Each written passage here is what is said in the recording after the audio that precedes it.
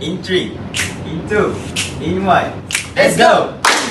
Hai, Assalamualaikum semua. Selamat datang ke Novex FM Menari Ramadanmu. Layan je. Mantap! Sesi Tadabbur Ayat Al-Quran. Hai semua, selamat datang ke sesi tadabbur ayat Al-Quran. Jadi, untuk episod 4, kita akan tadabbur surah Fatih ayat 45. Sebelum kita tadabbur, kita kena dengar dulu alunan surah Fatih ayat 45. ولو يؤاخذ الله الناس بما كسبوا ما ترك على ظهرها من دابة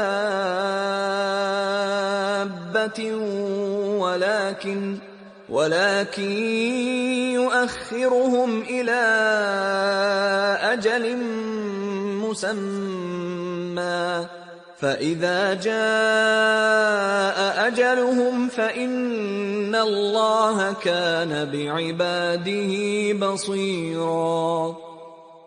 Jadi, jom kita tadabbur ayat ini sama-sama. Okeylah, dalam ayat ni dia menceritakan yang pertama, Allah tak terus hukum walaupun manusia banyak buat salah. Kalau ikut sebetul-betulnya, kita semua dah lama kena azab. Tapi Allah guna rahmat kasih sayangnya lebih daripada hukuman. Jadi sebab tu kita masih hidup, kita masih boleh belajar, kita masih boleh baiki diri. Sebab itu tanda Allah bagi peluang kita, bukan kita dah cukup baik. Jadi maknanya setiap hari kita bangun tu, maksudnya Allah bagi peluang baru kat kita. Okey, yang kedua, penangguhan bukan bermaksud Allah tak nampak. Okey, kadang bila kita rasa kita buat something, kita buat salah ke, kita buat dosa ke, kita rasa tak apa-apa.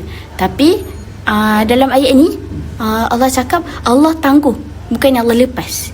Supaya Allah bagi kita masa, Allah bagi masa untuk kita berubah, bagi kita sedar dan bagi kita kembali kepadanya. Seterusnya, yang ketiga, setiap orang ada masa yang Allah dah tetapkan. Sebab tu Islam ajar jangan tunggu nak jadi baik baru nak mula, tapi mula dulu walaupun belum jadi baik. Sebab tu kita kena mula dulu baru kita tahu result dia. Okay. Yang akhir sekali, Allah sentiasa melihat usaha, bukan hasil sahaja. Dalam ayat ni dia punya terjemahan dia, Allah Maha melihat hamba-hambanya. Allah tengok kita punya usaha nak lawan malas. Allah tengok segala apa yang kita punya usaha. Tak kisahlah kita nak lawan nafsu ke, kita nak lawan malas ke, kita niat nak jadi lebih baik ke, tapi Allah nilai proses dia, bukannya Allah tengok akhir-akhir. Nampak? Allah sentiasa melihat hamba-hambanya. Jadi kesimpulan daripada surah Fatih ayat 45 ni, ayat ni ajar kita, yang pertama, selagi hidup, selagi tu Allah bagi peluang kat kita. Sebab tu setiap hari bila kita bangun, kita kena bersyukur ke Allah. Kita kena baca doa bangun tidur. Sebab yelah, Allah dah bagi kita peluang untuk kita perbaiki diri, kita nak bertaubat. Kalau tak, kita tak sempat nak taubat. Yang kedua, jangan selesa bila kita belum kena balasan. Itu masa untuk betulkan diri.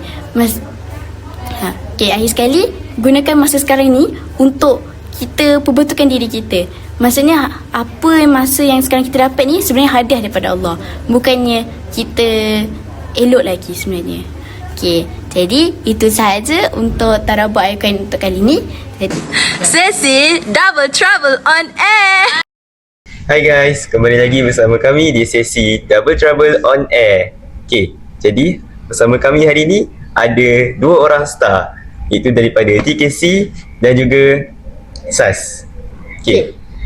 Okey, jadi macam untuk pengetahuan korang, mereka merupakan adik-beradik. Jadi bab kata orang tak kenal maka ta'aruf. Jadi kita mulakan daripada sebelah kanan. Hai, Assalamualaikum semua. Nama saya Aish Muzakiah binti Abdul Mazid. Saya dari tingkatan 3. Dan saya pula Muhammad Irfan Zakar bin Abdul Mazid dari tingkatan 1. Okey, jadi so boleh panggil Aish dan Irfan. Okey, Aish dan Irfan. Okay, baiklah. Jadi untuk soalan pertama pada Aish. Okay, jadi sepanjang 3 tahun lah korang kat sekolah ni kan, apa pengalaman ataupun cuba ceritakan apa perjalanan korang dekat sana waktu puasa? Okay, jadi kalau dengan dalam rutin biasa, kita orang awal pagi akan bangun pukul 5 siap-siap semua, pukul 6 cukup, baru boleh turun DM surau untuk solat semua. Okay, tapi kalau bulan puasa ni korang kena bangun awal sikit sebab untuk sahur dengan jam mula kat sana. Okay, so kita akan bangun dalam pukul 4.30, siap-siap turun pukul 5.50. By 5.50 tu kita orang akan turun DM dulu. Biasanya kita orang solat dulu baru makan. Tapi untuk bulan puasa kita orang sahur dulu. Kita sahur dulu baru kita orang subuh jam mula subuh. Okay, seterusnya dan habis tu kita orang akan macam biasa perhimpunan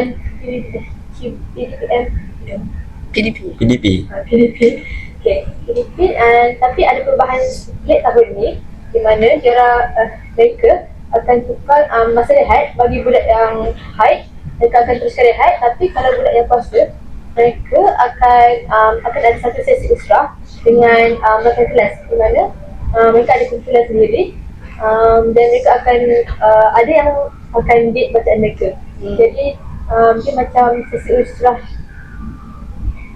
sesi mini usrah sikit dekat dalam kelas tu. So usrah tu ikut kelas ke ikut? Dia satu kelas ada kumpulan bersendiri. Faham. Okay. So dah habis tu sambung lagi PDP. Dah habis PDP tu dah habis 2 hours kita orang akan terus balik ke asrama.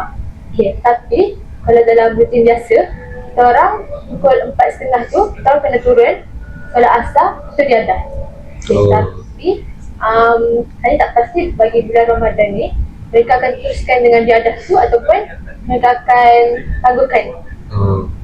So dah habis semua tu kita orang pukul 6.30 dah siap untuk prep malam.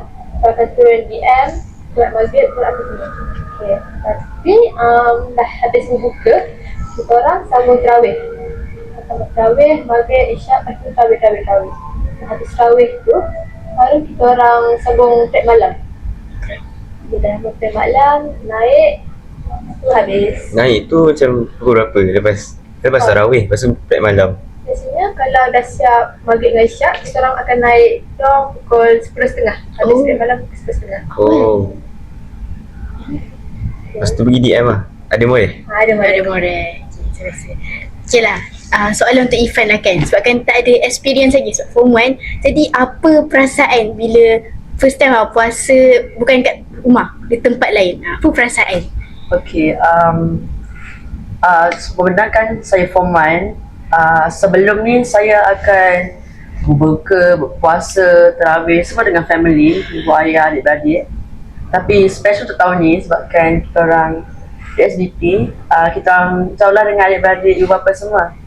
So kita orang tahun ni kita akan berbuka dengan kawan, puasa dengan kawan, semua kawan, which is benda kita tak pernah buat. Pengalaman baru lah untuk saya. Sebab saya tak pernah buat dulu. Lepas tu special untuk hanya bulan Ramadan saja. Muslim most of SVP akan, do you know dulu SVP punya makanan is classic SVP. Ya, air kosong, ikan goreng. Normal lah. Tapi untuk Ramadan dia akan bagi air manis, makanan yang sedap-sedap. And also yang paling specialnya air tu ada ais, which is sangat rare. Ya. Dia pun dah jadi rare juga untuk kat Spinta untuk ada ais. Dulu Spinta ada air manis, tapi sekarang ada air manis dan ais. Tapi sekarang adalah beberapa faktor tertentu. So dia jadi macam tu. Jadi air masak balik. Jadi budak Spinta jadi sihat. Okay, ada tak rasa macam homesick ke? Seforman kan? Forman. Tak ada. Memang tak ada. Sebab keras ni. dulu saya pernah apply untuk RBS, KYS. So saya dah biasa duduk seorang-seorang di asrama. Okay, So saya independent. Ya. Bagus. Okay, jadi soalan terakhir. Okay, apa, bagi satu perkataan untuk describe Ramadan korang dekat SPP. Ni soalan untuk dua-dua lah. Okay. Jadi bagi saya kakak tu menjadi macam best. Sebab kenapa? Sebab masa buat bulan Ramadan dekat asrama ni dia lain tau. Dia korang akan rasa wah best dia. Sebab benda ni dia akan dekat selamanya. Okay, kan saya dah faham. Okay, jadi lagi 2 tahun je saya dah takkan experience dah benda ni. So dia boleh jadi satu sekadar kenangan je. Okay, jadi dia punya perasaan bila kita boleh kahwin dengan kawan, kita buka puasa dengan kawan, kita spend time puasa dengan kawan. So dia punya perasaan tu akan sangat lain daripada yang biasa. Vibe dia lain lah. So untuk Irfan pula. Untuk saya, kata saya akan describekan Ramadan ni adalah memorable. Sebab Ramadan ni dia pejam celik je dah habis dah. Betul-betul. Ya, Betul lah. macam sekejap je. So in the meantime kita boleh sahur, kita boleh puasa dengan kawan-kawan. Kadang-kadang Qiyam mulai tu kita ikut rumah. Jadi dia tak ikut batch. So dia akan rapatkan antara bonding dengan batch lain, dengan perempuan dengan rumah lain. Betul lah. So, saya Ramadan ni memang merapatkan bonding dengan semua orang. Dan dia ada vibe sendiri dia. Betul. Vibe Ramadan tu paling best Betul? dekat asrama. Okay. Jadi, itu saja daripada kami. Terima kasih kerana Terima kasih kepada staff kita yang sudi datang Sikit untuk join interview kali ni. Jadi, itu saja daripada kami. Sekian. Bye.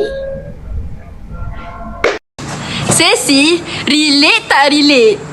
Hai, Assalamualaikum warahmatullahi wabarakatuh. Selamat datang ke segmen Relate tak Relate. Jadi, macam biasa kita akan teruskan dengan statement pertama kita, iaitu kadang rasa struggle lebih kat tahan emosi daripada tahan lapar. Okay.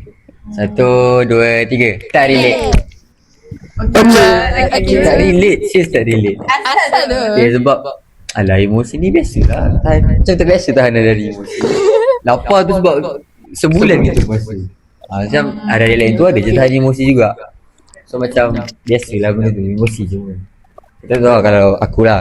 Kalau korang tak tahu. Okay. Sorry. Kalau aku lah rasa relate sebab kalau kita puasa kita tak makan.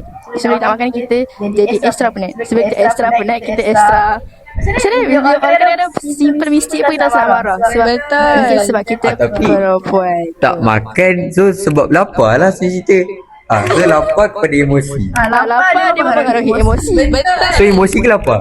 Lagi susah nak tahan mana? Lagi senang lah. Emosi. Kita tak apa.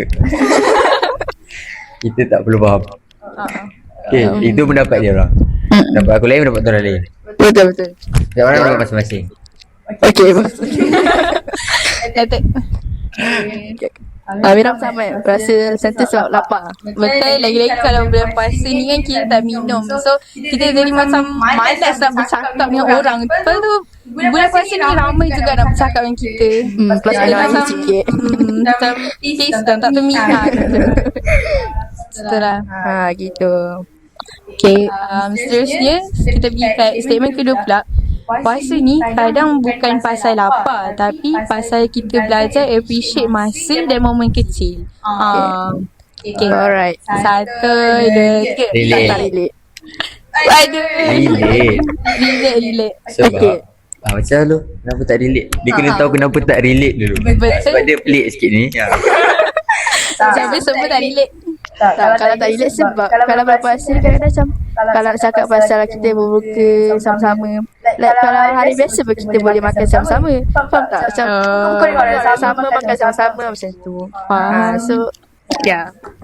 Itulah. Kalau saya, kalau bulan puasa ni, family kita orang akan lagi suka berbuka dekat masjid. So dari situlah kita dapat communicate dengan jiran-jiran kita. Sebab kalau bukan bulan puasa, memang tak nampak muka diorang. So bila puasa je datang masjid.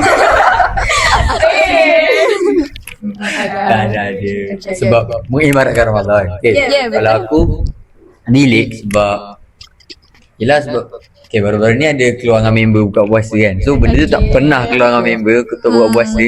And then buka pula dekat Dataran Merdeka. Oh memang kawasan tu pack dengan orang. And then memang first time lah tu pengalaman lah. Kita orang makan tak ada nikah. Kita makan macam gelandangan dekat tepi-tepi jalan tu. Nampak dekat gambar tu. So macam momen lah, itu momen lah. Appreciate Betul. yang kawan. Betul. Faham. Kita dah baca dua segmen hari ni. Setakat itu je kot untuk relate tak relate hari ni. Okay, so itu je. Bye. Minit je 4 minit. Sesi One Day One Nasihat. Hai, Assalamualaikum. Selamat kembali ke sesi One Day One Nasihat yang seterusnya.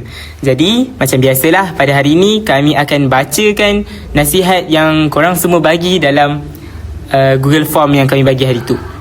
Okey, nasihat pada hari ini daripada seseorang yang tidak mempunyai nama, mungkin lelaki, mungkin perempuan. Dia kata apa?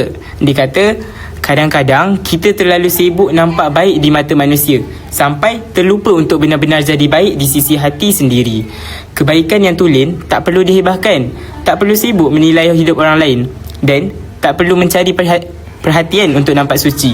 Orang yang benar-benar ikhlas biasanya lebih fokus memperbaiki diri daripada menjaga tepi kain orang, sebab mereka faham bahawa setiap manusia ada perjalanan dan ujian masing-masing. Jadi sebenarnya statement ni saya pun setuju. Kenapa? Sebab kalau kita ni betul-betul nak jadi orang yang baik, buatlah baik tu diam-diam. Tak perlulah kita nak hebohkan, nak bagi tahu semua orang. Contohnya macam kalau kita bersedekah. Kita sedekah dah baik dah dapat pahala. Tapi tiba-tiba kita rekod, kita taruh gambar, kita post kat IG, kita post kat TikTok. Untuk apa? Untuk dapatkan view. Sebenarnya memang kita nampak baik dekat mata manusia, tapi secara dalamannya kita ikhlas ke? Kita ikhlas tak ikhlas tu semua Allah je yang tahu. Jadi inilah nasihat untuk hari ini. Jadi kepada sesiapa yang ada terasa ke, ada tiba-tiba bila dengar nasihat ni tersentuh hati dia, kita sama-samalah berubah. Sebab tak terlambat pun lagi. Kita ni masih lagi bulan puasa. So kalau kita nak jadi baik, janganlah menunjuk-nunjuk sangat baik tu. Jadi itu saja nasihat untuk hari ini. Jadi tunggulah untuk nasihat seterusnya. Bye, Assalamualaikum. Stay tune. Siap pun. Jangan sedih. Jangan lapar. Jangan lupa untuk dengar kami setiap hari tau. Layan je. Bye.